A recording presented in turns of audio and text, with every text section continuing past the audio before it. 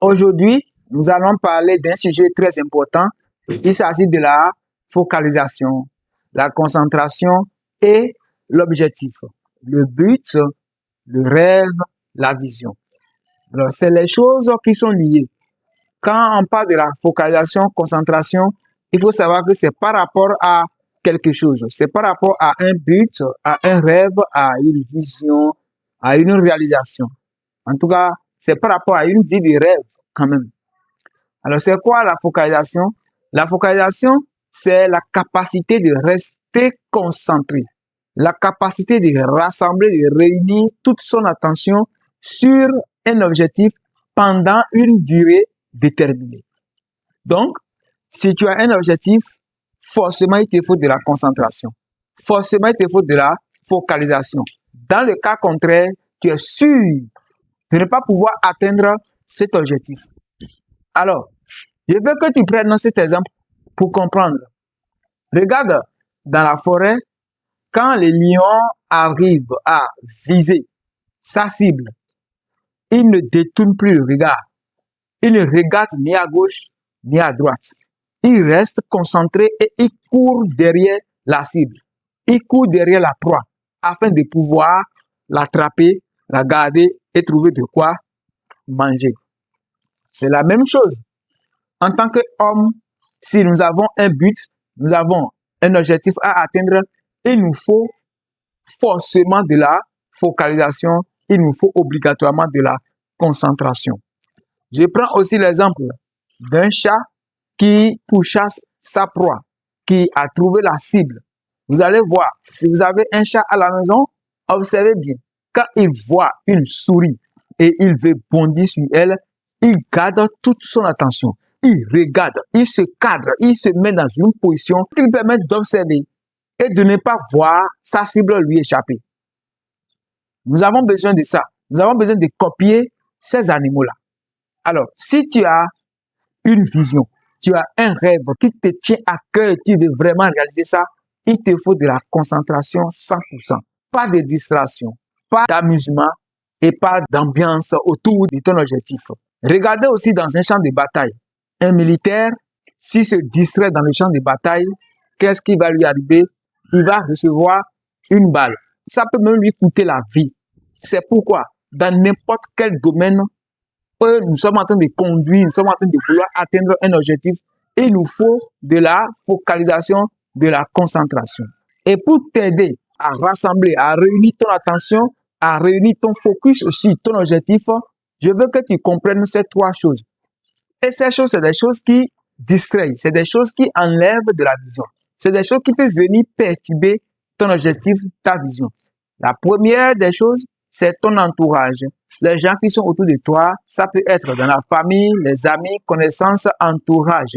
C'est des gens souvent qui n'ont pas de rêve et qui peuvent te défocaliser. Dès que tu parles de ton projet, de ton rêve, de ta passion, ton ambition auprès d'eux, ils vont te dire, bon, nous allons vivre combien de temps sur cette terre?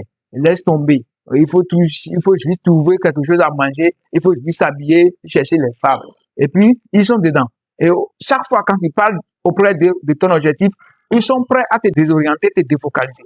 Si tu vis dans un environnement comme ça, tu dois quitter.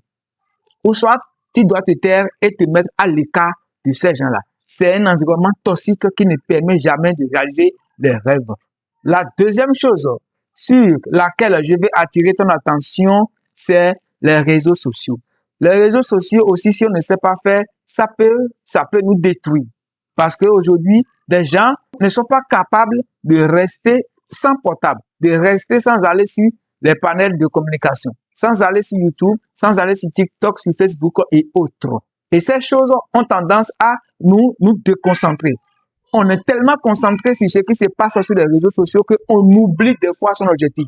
Et chaque jour que Dieu fait, au lieu de se rapprocher chaque fois de son objectif, on s'écarte davantage. On s'écarte davantage. Alors, ce n'est pas les choses qui sont mauvaises, mais il faut savoir les utiliser, il faut savoir se servir de ça afin de pouvoir réussir, réaliser ses rêves.